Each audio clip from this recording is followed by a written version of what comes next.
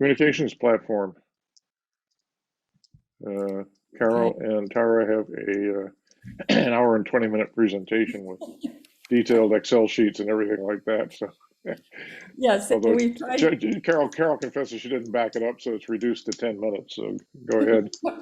Well, yeah, I had some of you were on when I was explaining what happened to my file. So we're running this like live. You know, this is first time run through this presentation. So wish me luck and hope it stays within my time limit. Okay, I'll do my best. Okay. Whoop, that's not where I want to be. There. Okay, can everybody see that? Yeah. Okay, I can now see the slides, but I can't see you. So if you need to stop me, you need to say something out loud. Okay, so this is a presentation about our channels, existing state of communication channels in the town, but I'm starting with a slide that highlights Winchester's demographics first, because this is the population that we're trying to reach. And so I'm not going to read it all, but just a few highlights that are yellow highlighted. Our town population's about 23,000, 16,000 of which are 18 plus adults. There are about 8,000 households. You can see the data that's there that supports that we are fairly affluent, highly educated demographic, very low poverty levels. And I did want to point out that the broadband internet access is high at 93%.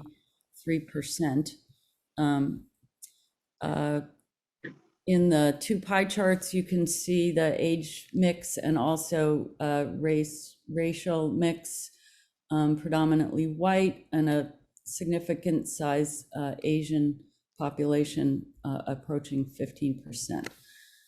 Now, why can't I go to the next slide? Oh, there we go. Okay. So this, I didn't show this to Lance and Tara, this data is just in, but I thought it was interesting and illustrative of how people participate in government. One measure of that is election turnout. This is data from 2002 to 2018, so it's pre-pandemic, but Mary Ellen gave to me. And you can see that presidential and gubernatorial elections get high turnout, over 70%. State primaries much lower. Local elections get decent turnout, 40% when there's an override, not so much when there's no override, 22%. So, you know, I think when people are directly affected or it's a major issue, getting a lot of news coverage, you get decent turnout. Carol, can we not do questions till we get to the end? Let me get through. Okay. Because it's just a lot to cover. So hold your questions. The current newspapers, I'll have to be honest, it's hard to get data about our newspapers. It used to be that newspapers would print their circulation numbers on the banner right inside the front cover, but that really doesn't happen anymore.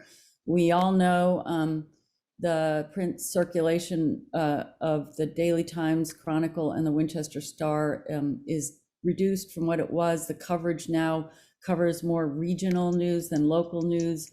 It's rare to get an in-depth story of local issues nowadays. There is this Winchester patch that doesn't really do much. It's not very active, but it is this model that was founded in 2007, and it does welcome community members to post. So it's up there on the list, just so you can see it, but it's really sort of not significant. You can see I've listed their Facebook and Twitter followers, but those aren't particularly significant either. The assessment here is that we can expect probably to see continued declines in this industry, and perhaps it makes some sense for the town. Roger's talked about this, to package up news that could be pushed out through these media vehicles and make it easier for them to cover our news. And questions, I know a lot of folks are thinking about citizen journalism or nonprofit journalism. There might be some new trends in this area. Existing channels in the town, official web-based business Winchester channels. We have the website, which is really websites, because the Winchester Town website built in Civic Plus also links to other websites you can see from the departments that have their own websites. If you go to them, you can see they're built in different software packages. The email listservs, I listed out the subscribers for the various email lists that are official email lists. The town managers does not have many subscribers. The town calendar, same. Even the emergency alerts has just 1,000 or so subscribers. So there's huge opportunity there. The schools have a robust email list, in part because they're each required, I think, to provide an email for one parent. And they do get a really good open rate on their emails at 70%. There are other lists we haven't had a chance to quantify from the different departments that do their own lists, Rec Department, Jenks, there might be others. Facebook and Twitter, the town does have some official accounts. They don't have major presence there. You can see the numbers on them. The police actually have good number of followers on a Twitter account, but it seems to be inactive at the moment. So in the assessment, there isn't really one uniform architecture across the websites. Maybe that's something we should research and analyze. There's little penetration of the current vehicles except for the school department. When we assess the potential to relaunch or rebrand the town manager's news update, there's opportunities to look at add-on features in Civic Plus and study best practices, and also leverage cross-promotion opportunities. If the town were to develop a new newsletter, it would be great to announce it in the school's email lists, for example. There are resident-led communication groups. This is part of our challenge and maybe also an opportunity. The Facebook group, everybody knows about Winchester, Massachusetts residents Facebook group. There's 13,746 followers of that group. Not all of them are necessarily current residents. We know there's some former residents there. We know there may be people just interested in Winchester there. So we can't say for sure they're all Winchester residents. There are a couple other, there are various other Winchester related groups. This is just a small smattering of them, but you can see we've listed some of the important ones there. I think I've forgotten one or two that that exist, but the major point is that there are these groups. They're kind of siloed. There may be an opportunity to push out official town information through them. And then there's a list of various other organizations that I'm sure have their own lists, and some of which engage in local issues as well. Non-web-based communication channels, we just wanted to list them so we don't forget about them. There are departmental phone lines, there's mailings that the town sends out, telephone alerts for emergency reverse 911, various departmental outreach efforts. Town clerk has put together some great new information for new residents, town meeting members. The library has a wonderful newcomers guide. Board of Health runs various events. I'm sure there's other things I could list here, but you get the point. There's an email list for town meeting. We do meetings and hearings, and these electronic billboards, I call them, but they're technically called variable message signs, are all channels that provide important access to information for those 7% of residents who don't have internet access, and for everyone as just sort of reminders to check for major news happening in town, and these could be incorporated into a communication plan.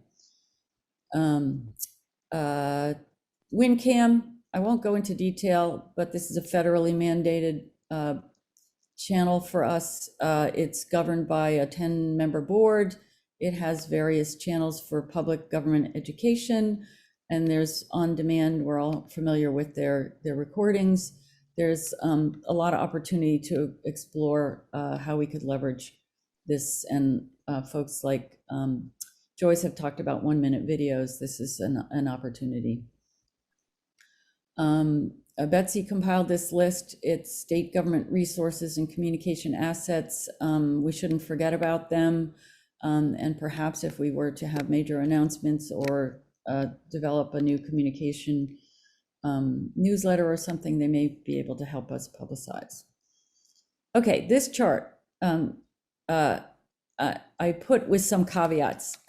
I tried to create what Lexington did in their report, which to show, and I don't know if you can read this, what kind of penetration this is taking those followers or average visits, website traffic on an average day as a percent of the population that's 18 plus.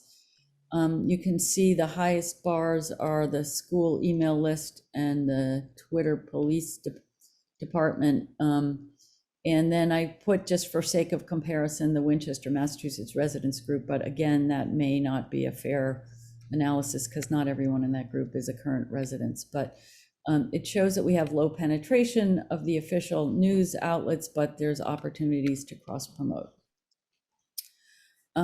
Briefly, Winchester website analytics. This is diving deeper into some of the data that the town gave us. Hang on one sec, Jim.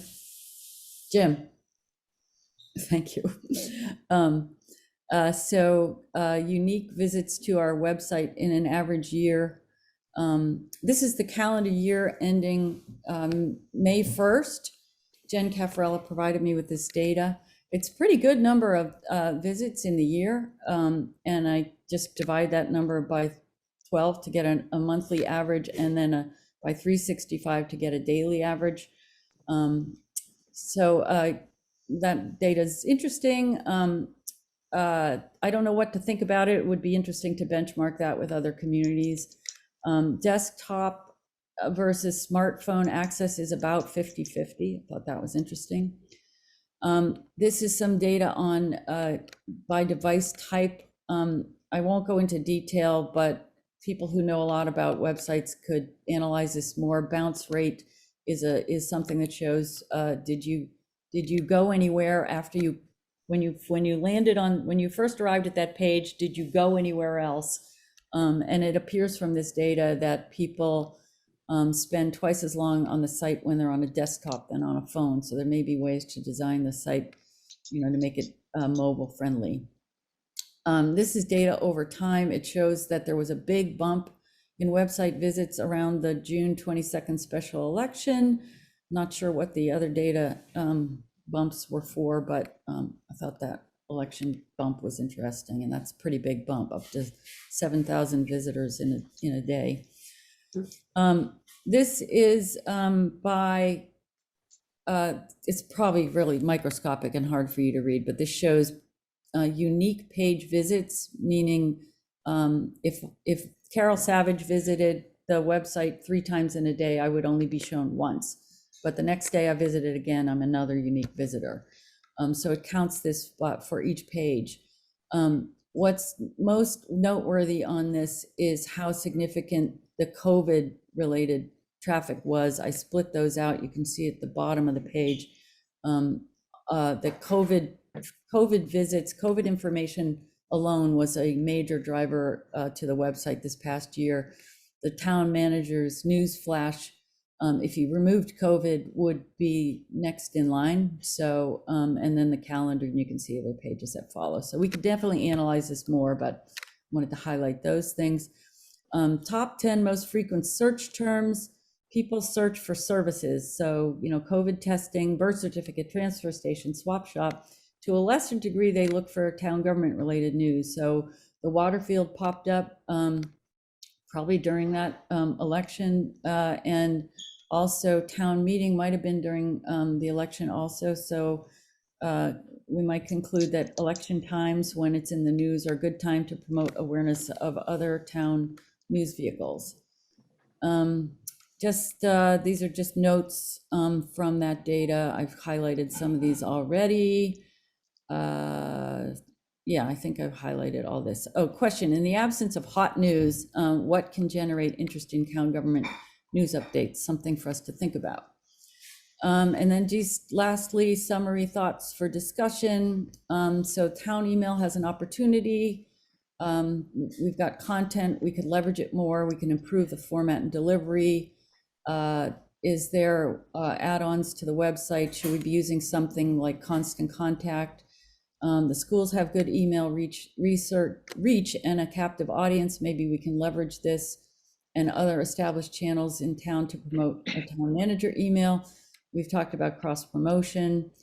The website could be, format could be improved, benchmark, explore add-on features, and improve overall awareness of the website as a resource for residents.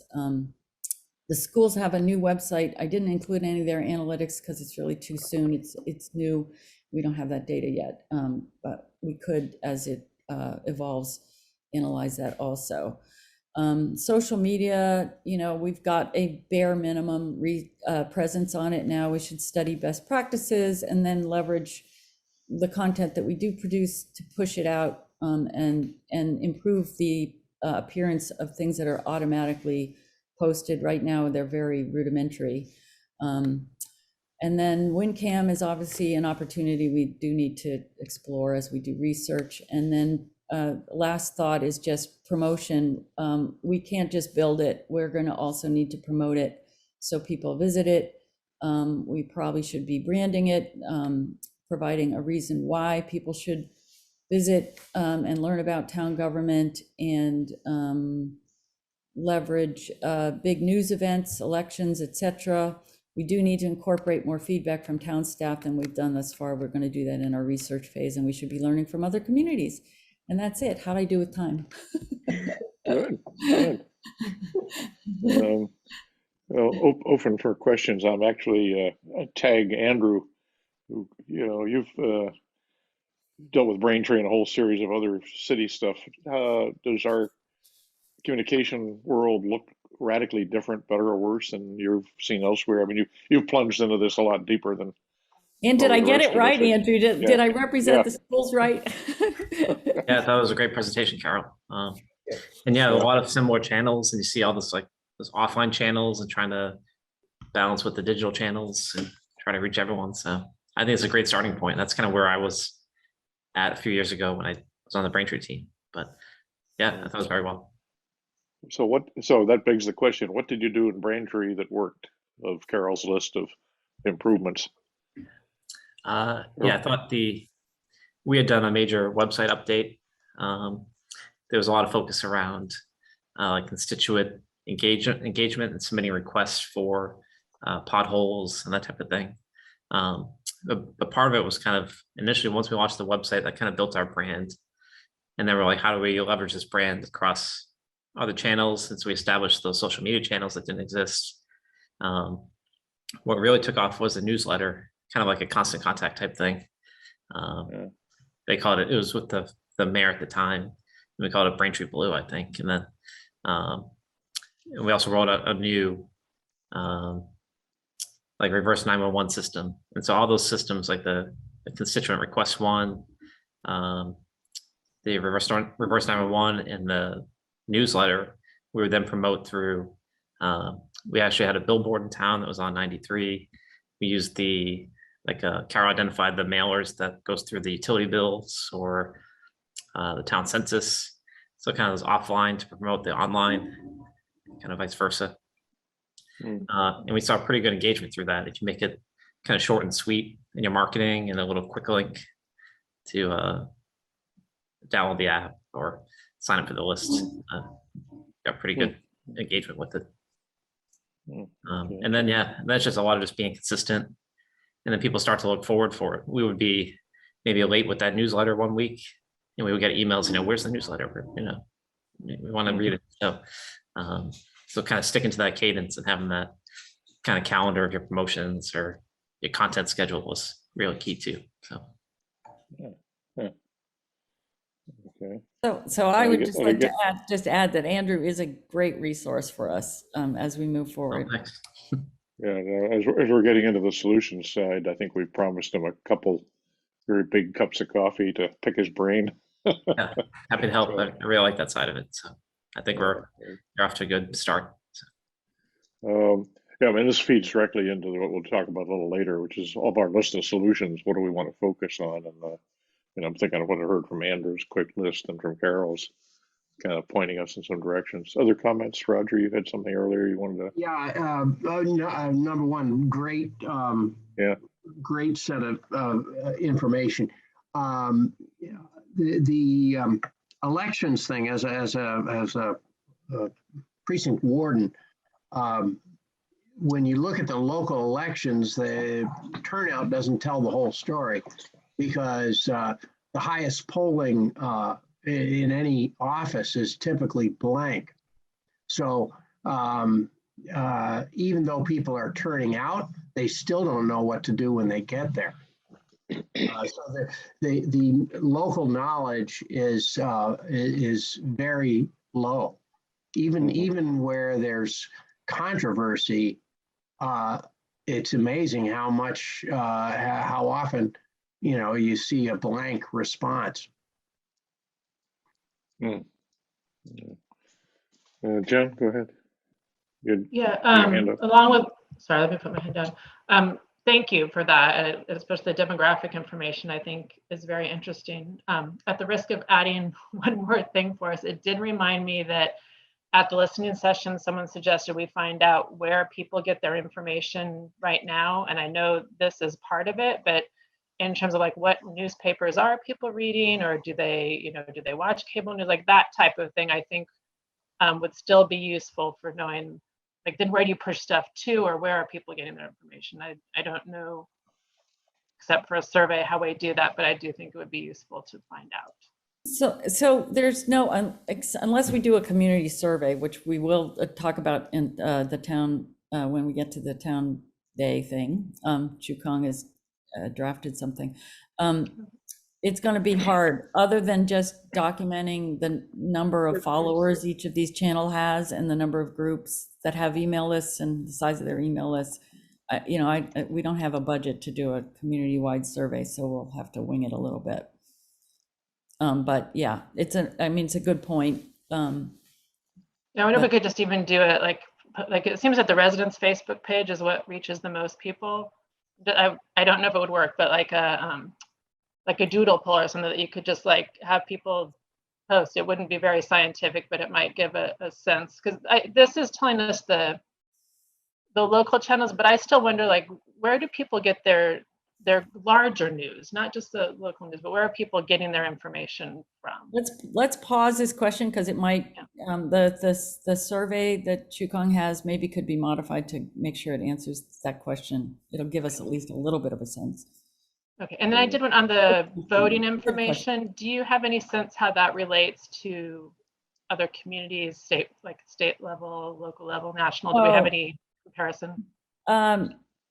A lot of this data could be benchmarked. That I have not benchmarked that, but when Mary Ellen sent it to me, she said it's pretty representative. I think, okay, I was just curious. think it's probably similar in most communities, that the bigger elections drive traffic and the local ones are harder to get people to turn out to. But we could look at that. It would be interesting to see. It'd be interesting to see, like, in a community that has made an effort to engage residents more, maybe has set a goal to increase their election turnout. It would be interesting to see if communities have had success doing that. Yeah, some of it's lower. The first election I ran in, the turnout was like 13%.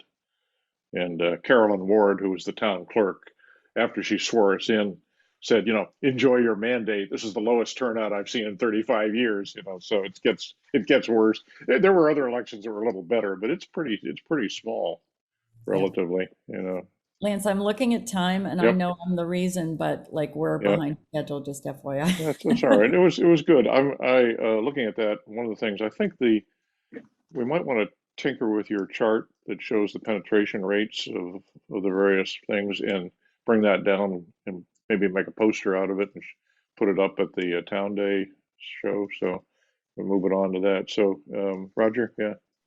I just want to say that the traffic information about our website, I think, underscores the thing that we see in other communication plans and so forth, which is that the town website is the anchor, or most important chunk of the whole thing. And if it's not accurate and up to date, it's not very effective. Yeah. Okay. Yeah. And speaking of accuracy, the WinCam site is very useful. I tracked down a select board meeting where the minutes of the select board said they voted one way, And I was in the room, so I was surprised to read that in the minutes. Look back on, you know, the actual film, and sure enough, my memory was correct. The minutes were opposite of what we'd voted, or what I'd seen, so. That's what happens when people mumble in those meetings.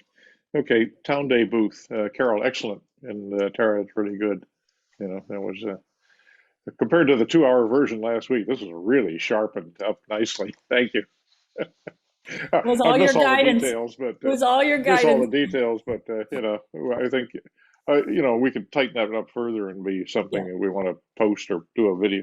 Joyce will make a 1-minute video out of it too at some point, I That's a good think. idea. Yeah. So we've signed up for a Town Day booth. It's on the Saturday, June